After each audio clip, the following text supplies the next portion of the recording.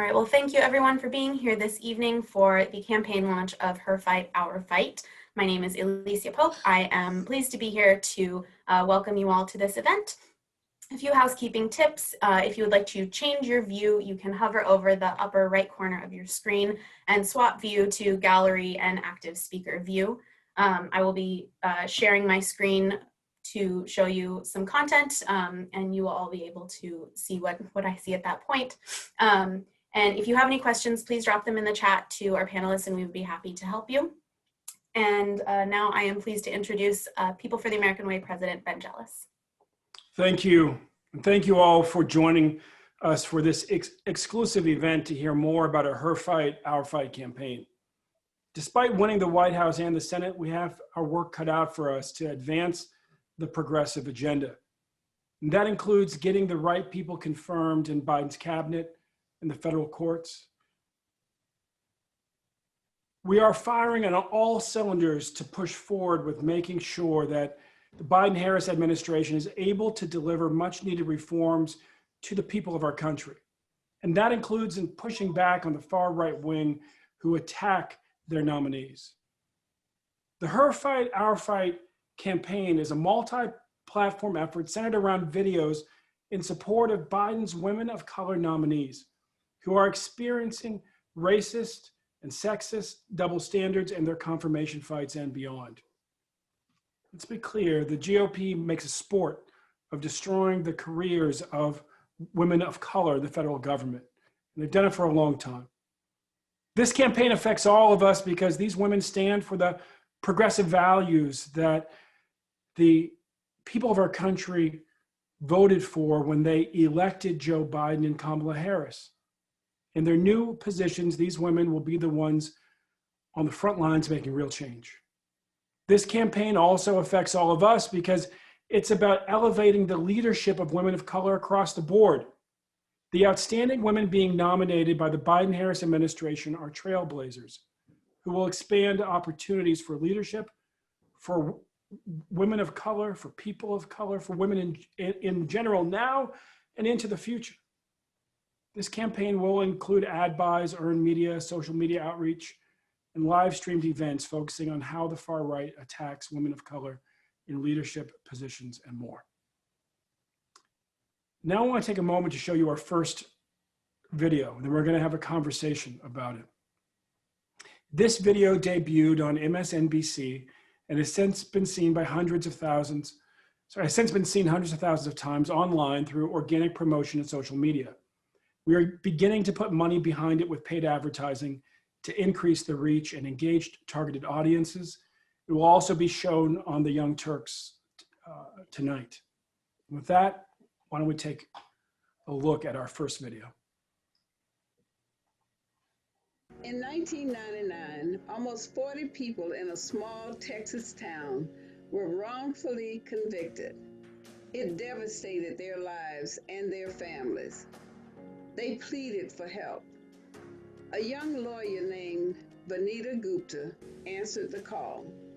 She exposed the lies and corruption. She won pardons for them from a Republican governor. She won their freedom. I am Shirley Sherrod.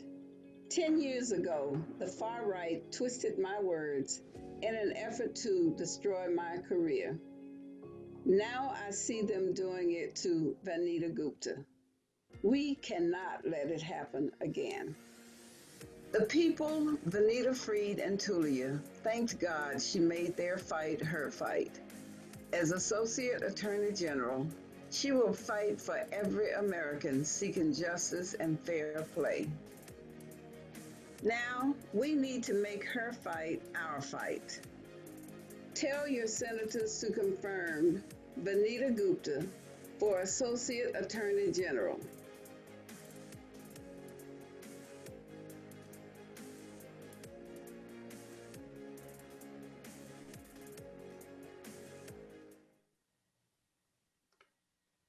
One of the things you saw in that video, and one of the things that you'll see throughout this campaign, is that we take the time to put together the narrative that shows what heroes these women are.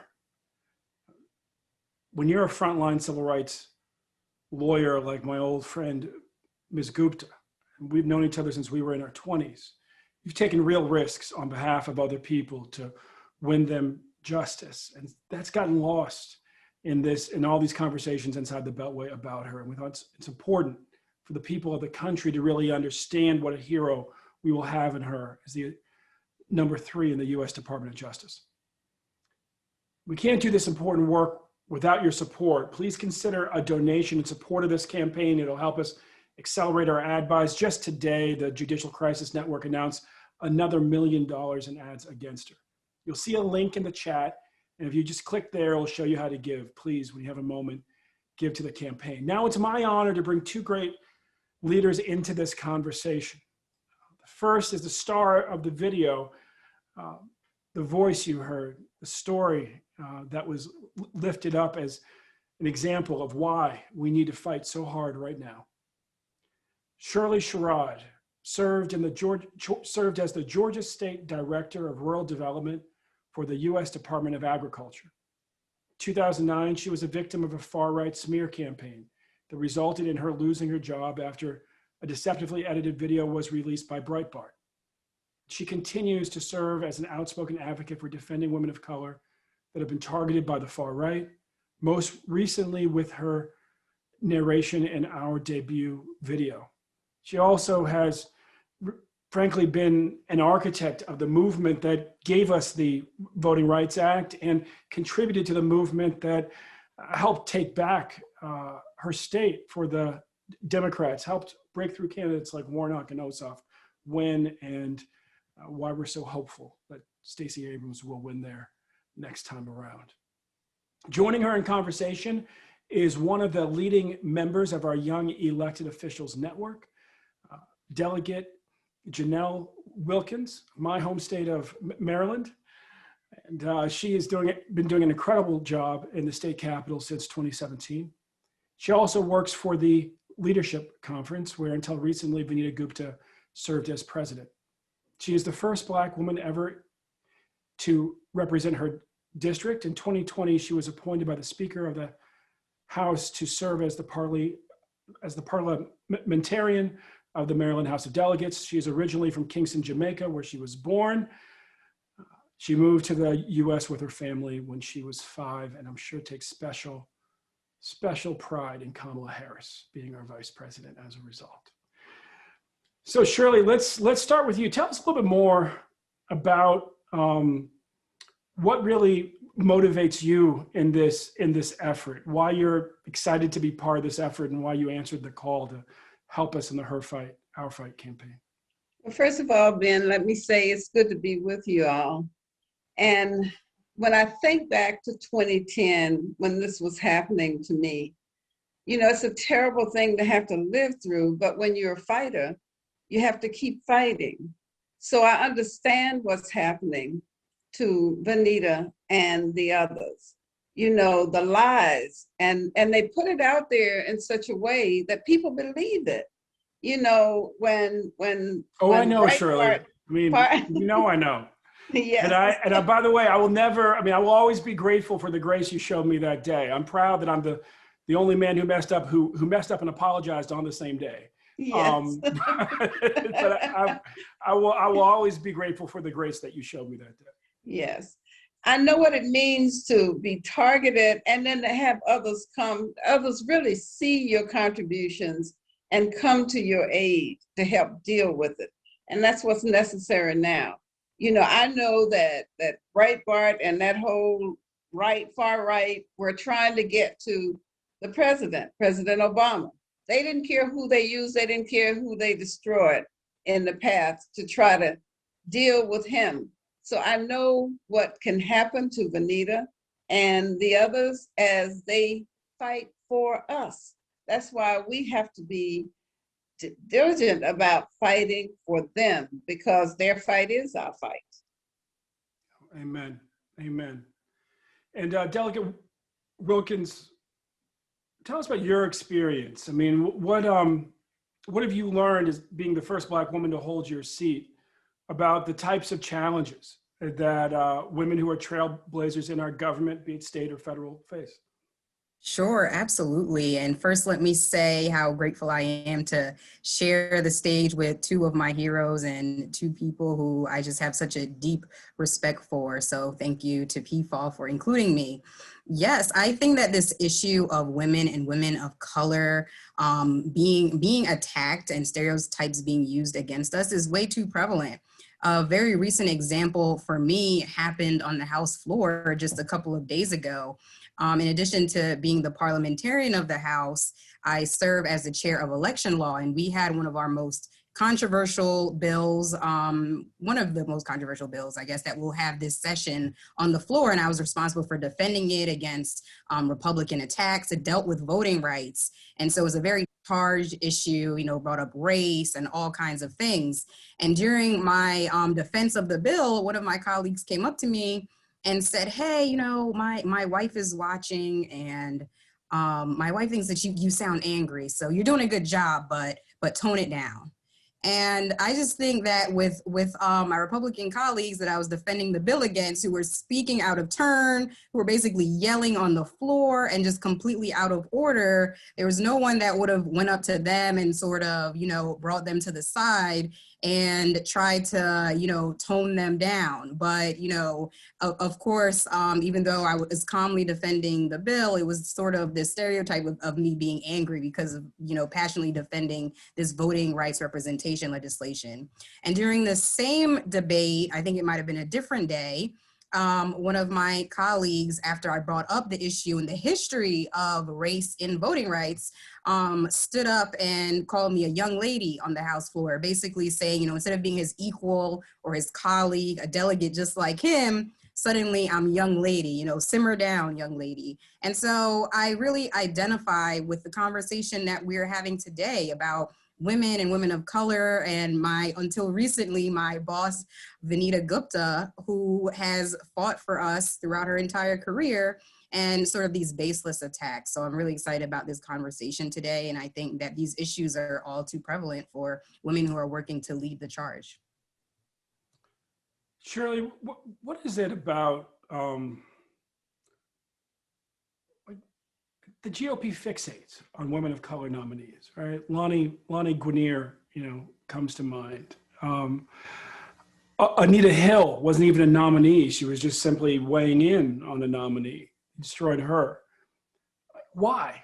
What is it that you think just sends them over the top when there's a woman of color in a position of power in the nomination process? Well, I can say that as a Black woman who has been in this struggle for almost 56 years now, I can say that women of color, especially Black women, have had to lead from behind and from the front.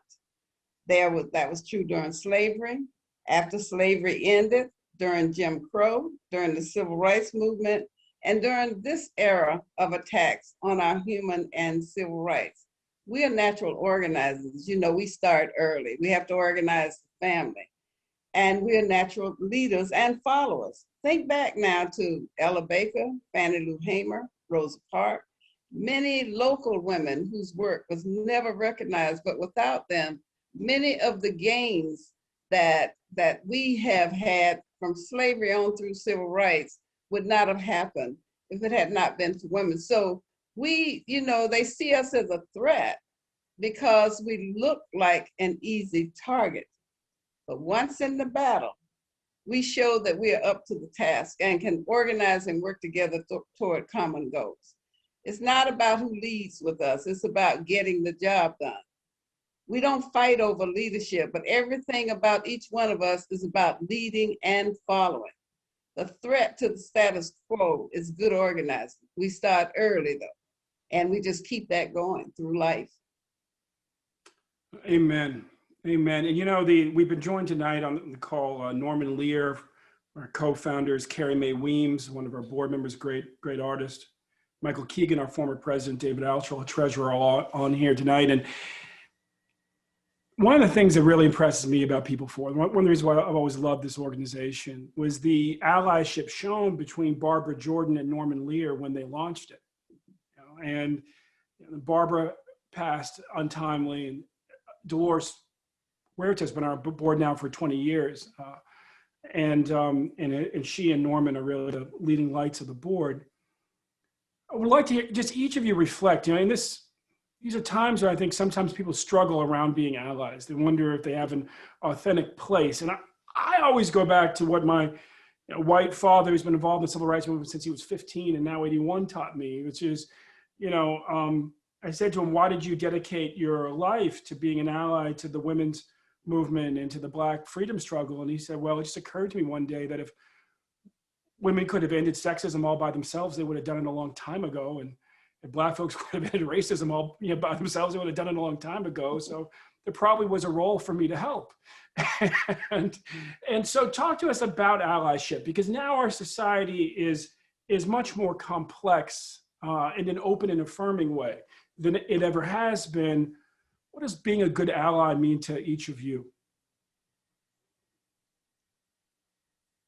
Janelle. Part of when I think about allyship, I think about not staying quiet and speaking out. And I also think about the work at the Leadership Conference that's really based on coalition building. Ben mentioned that in my full-time role, I work at Leadership Conference on Civil and Human Rights, which is a national coalition. And the work of coalition is that it's different people coming together and kind of bringing your strengths together and ensuring that you're working together to meet a goal. And part of that is understanding what your role is and the strength that you're bringing. And a lot of times for allies, it's leveraging that privilege. That might be your voice. That might be the relationships that you have. But working in tandem with the group so that you're not working at a cross purpose or unintentionally harming the goal, but making sure that you're understanding what your role is and the privilege that you're bringing to the conversation and leveraging that to help achieve the goal. So I think when it comes to this particular fight, that you're not staying quiet and that your voice is needed, and that you're joining this campaign to help ensure that baseless attacks against women of color, are not able to stand. Amen. We can't do this work alone. We do have to reach out there to find the friends who can join the movement. We need to be able to develop a system to work together. We won't always agree, but one thing we have to do is agree to not fight each other, because that's what the other side wants. If they can keep us fighting each other and being against each other, our strength comes in finding those who are willing to join that fight and fight with us on the wrongs that are being done to our people as a whole. We just don't have time to fight each other. The allies are there. Sometimes they just have to be asked. Some people, I can remember, lots of time in some of the work, a person will sit, they may even attend the meetings, but they want you to ask them. So that's what we have to do. Get out there, find allies, figure out how we can work together and make this army work. Amen. Amen. And one of those, one of my jobs here tonight is play the role of the Baptist preacher and remind folks it's time to give. So there is a link in the chat, and please give what you can. It does take money to make the army work, and we've got ads we've got to push out. And one of the deeply ironic things that happens in Washington is that when your side wins, it starts giving less. And the other side loses, and they start getting more. So Judicial Crisis Network is flush right now with dollars to attack Ms. Gupta.